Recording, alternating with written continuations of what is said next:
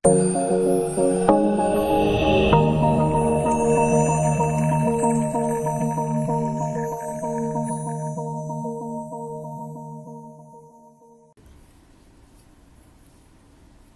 selamat pagi, selamat siang, sore, malam semuanya. Hari ini kita membahas mengenai exclusive disjunction XOR, XOR ya. Kalau kemarin ada konjungsi, ada disjungsi, ya, ada implikasi, ada bi-implikasi. Nah, selanjutnya kita bahas mengenai XOR, habis itu ada juga NAND, habis itu ada yang namanya NOR juga. Tapi di sini kita bahas yang mengenai SOR dulu deh. SOR, XOR, SOR. Nah, XOR ini exclusive disjunction, exclusive OR. Ya. Dua buah pernyataan bisa dikombinasikan sehingga menjadi exclusive OR atau. Jadi kemarin kita tahu ada namanya atau ya, atau ya, seperti ini ya, atau kemudian ada konjungsi, ada disjungsi ya, seperti ini disjungsi ini maksudnya. Kemudian nanti ada implikasi ya kan, ada bi-implikasi. Nah, yang sekarang kita ngomongin adalah exclusive OR. Exclusive OR itu simbolnya seperti ini. Plus ada di tengah-tengahnya ini. Ya, itu lambang SOR, XOR. Nah, dua pernyataan ini maksudnya seperti ini. P atau Q tapi bukan kedua-duanya, itu intinya. P atau Q tapi bukan kedua-duanya. Jadi sebuah statement itu exclusive OR lambangnya ini. Dibacanya adalah P atau Q tapi nggak bisa dua-duanya, itu intinya. Intinya dari XOR. Pilih salah satu, nggak boleh dua-duanya. Itu intinya dari XOR. Nah, kemudian kalau kita ngomongin XOR ini, kita juga ngomongin mengenai tabelnya.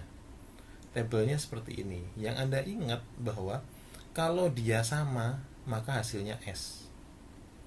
Baik itu B dan B atau S dan S, kalau dia sama, maka pernyataan itu akan bernilai salah. Karena judulnya ada XOR. XOR itu tidak kedua-duanya, nggak boleh dua-duanya sama, nggak boleh dua-duanya sama. Jadi ini kebalikan dari apa? Bi-implikasi. Kalau bi-implikasi kemarin kalau sama hasilnya B. Kalau XOR ini kalau sama hasilnya S. Jadi dia kebalikan dari bi-implikasi. Oke. Nah, ini contohnya maksudnya.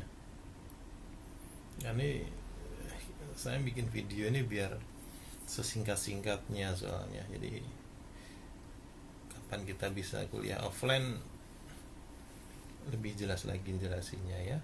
Jadi harap maklum dulu lah. Oke, contohnya setelah tamat SMA saya akan kuliah di salah satu tempat di Jogja atau di Bandung. Jadi nggak mungkin orang itu bisa kuliah di dua tempat, kuliah di Jogja, kuliah juga di Bandung. Itulah makanya dia masuk di XOR. Seperti Anda mau makan itu opsinya satu. Anda mau milih makan mie ayam atau makan bakso. Kalau makan dua-duanya, aduh, itu nggak ada di dalam pilihan. Ya, ingat berat badan ya, kolesterol soalnya. Oke, ini setelah tamat SMA saya akan kuliah di salah satu tempat di Jogja atau di Bandung. Jadi nggak mungkin kedua-duanya. Sehingga kemudian kalau dia pernyataan P, kuliah di Jogja itu iya, kuliah di Bandung juga iya, maka pernyataan itu jelas bernilai salah. Kan 0 itu maksudnya S ya, jelas salah. Karena dia tidak mungkin merangkap kuliah di Bandung dan kuliah di Jogja. Nah, kalau yang pernyataan P benar, pernyataan Q bernilai salah, itu maksudnya saya kuliah di Jogja, saya nggak kuliah di Bandung. Maka ini kan pernyataan bernilai benar. Nilainya berarti benar pasti. Karena kalau dia kuliah di Jogja, tapi dia nggak kuliah di Bandung, nah itu bacanya. Oke. Atau ini, saya nggak kuliah di Jogja, saya kuliahnya di Bandung. Karena yang di Jogja dia bernilai salah, berarti kan saya tidak kuliah di Jogja, tapi saya kuliah di Bandung, maka bernilai benar juga, karena it's possible gitu, itu kemungkinan terjadi. Nah ini yang nggak benar juga, kalau dia nggak kuliah di Jogja, dia juga nggak kuliah di Bandung. Nah ini nggak benar juga. Terus ngapain kerjaannya? Tidur, ya kan? Ini jadi salah. Itu maksudnya XOR. Jadi kalau dia sama-sama benar atau dia sama-sama salah, maka pernyataan itu akan bernilai salah. Itu maksudnya. Ya. Setelah XOR kita ngomongin NaN, not and NaN. Ya. NaN ini lambangnya, notasinya garis lurus. Nah, jadi P garis lurus Q. Ini namanya NaN. NaN itu dibaca not and, tidak dan. Artinya tidak benar P dan Q. Artinya dia bukan P atau bukan Q. Bukan P atau bukan Q. Contohnya gini, obat P dan obat Q ini nggak boleh dicampur. Jadi Anda hanya boleh minum salah satu obat aja, obat P, atau Anda boleh minum obat Q saja. Atau malah Anda nggak minum kedua-duanya, itu malah benar, gitu loh. Karena kalau minum dua-duanya bisa jadi racun, bisa jadi salah. Jadi bacanya P NaN Q ini adalah tidak benar P dan Q, atau bukan P atau bukan Q. Bingung ya? Silahkan nanti Anda baca ya, karena diktat ini kan ada juga di diktat ya, di diktatnya ya. Saya nggak mungkin nerangin satu buku soalnya, jadi saya ambil yang paling penting-penting aja. Nah, not and itu tabelnya seperti ini, tabelnya kebenaran. Penghubung bukan gabungan. Jadi nggak boleh dua-duanya benar, itu not and. Nggak boleh dua-duanya benar. Anda minum obat P, ya, nggak minum obat Q, itu boleh. Anda nggak minum obat P, nggak minum obat Q, itu juga boleh. Atau mendingan Anda nggak minum dua-duanya, itu juga boleh. Karena yang nggak boleh itu Anda minum obat A dan minum obat P dilakukan bersama-sama, itu yang nggak boleh. Ngerti ya? Anda tahu kan bedanya not and sama XOR yang tadi? Ya, kalau XOR tadi dua-duanya sama, hasilnya salah juga. Tapi kalau ini, kalau yang not and ini nggak boleh digabung. Jadi dia nggak boleh digabung. Kalau dia nggak semua malah nggak masalah. Oke, nah ini mikirnya adalah benar bertemu benar, hasilnya salah. Kebalikan dari konjungsi. Nah, kalau konjungsi itu kan yang diingat adalah benar ketemu benar, hasilnya adalah benar. Kalau NaN ini yang Anda ingat adalah benar ketemu benar, hasilnya salah. Benar ketemu benar, hasilnya salah. Ya, silahkan dihafalin deh ya, karena emang seperti itu. Kemudian ini urutan pengerjaannya seperti biasa. Nah, kalau tadi masih belum ada SOR sama NaN, ini kan yang diingat konjungsi, disjungsi, implikasi, dan biimplikasi. Tapi setelah ada SOR sama XOR, ada NaN, NN, not N ya, maka kemudian urutannya berubah sedikit, konjungsi dan disjungsi.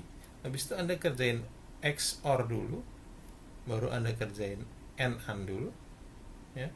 Habis itu implikasi, baru terakhir biimplikasi. Itu prosesnya. Konjungsi, disjungsi, XOR, NaN, implikasi, biimplikasi. Itu urutannya. Ngerti ya urutannya ya. Jadi nggak boleh kalau di sini ada P dan Q nan R implikasi S, ya kan, kemudian SOR P lagi misalnya, maka yang pertama dikerjain apa? Yang dikerjain yang di atas dulu. Berarti Anda harus ngerjain konjungsi ini dulu. Habis itu apa yang dikerjain? Disjungsi. Oh, nggak ada disjungsi. Habis itu yang kerjain, oh, SOR dulu, XOR dulu. Berarti Anda kerjain ini dulu. Habis itu kan tinggal ada NaN sama ada implikasi. Mana dulu yang dikerjain? Yang dikerjain berarti kan ini dulu. Nah, karena dia lebih di atas.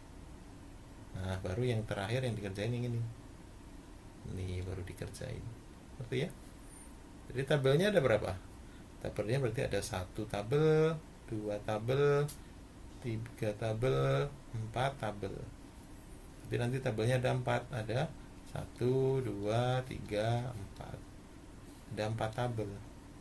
Yang pertama adalah P dan Q. Yang kedua adalah S. Nah, kalau kayak gini modelnya, nih saya kasih tahu lagi deh. Anda boleh, ini kan yang terakhir nih. Ini yang terakhir. Ya, ini terakhir. Nah, Anda boleh ngerjain kiri dulu. Habis itu Anda ngerjain kanan dulu, boleh. Artinya setelah P dan Q ini Anda boleh di sini ngerjain R dulu. Oke? Kan sebelah kiri nih diselesaikan dulu. Baru Anda ngerjain sebelah kanan. S P. Baru terakhir ini. Itu boleh. Wah, Pak kemarin nggak bilang seperti itu, Pak. Ya nggak masalah, ini juga boleh. Anda mau ngerjain ini juga boleh. Karena makin lama, ya, ilmu itu makin nambah. Kalau dari awal saya jelasin seperti ini kan Anda bisa jadi bingung. Anda ngerjain ini, habis itu Anda ngerjain ini, ya. Habis itu Anda ngerjain ini, habis itu Anda ngerjain ini juga boleh. Ngerti? Anda boleh ngerjain ini dulu yang sebelah kiri. Jadi Anda mencari langkah ini biar apa? Biar Anda tahu titik terakhir. Anda udah tahu nih ini titik terakhir, yang dikerjain terakhir maksudnya. Nah, Anda ngerjain yang sebelah kiri dulu. Habis itu baru Anda ngerjain kanan, baru yang sebelah kiri ditemukan sebelah kanan. Pakai titik yang terakhir ini. Seperti itu juga boleh. Oke. Nah, ini soalnya silahkan dicoba. Ini P Q R S R Q. Dan kotaknya ada 1, 2, 3, 4, 5, 6. Yang ini ada 6 kotak. Yang di sini ada 1, 2, 3, 4, 5, 6, 7. Yang nomor 2 ada 7 kotak. Ya, coba silahkan dikerjain. Ya, biar Anda ngerti. Karena ini jelas keluar di soal UAS nanti. Pasti keluar di soal UAS. Ya, silahkan dicoba dulu.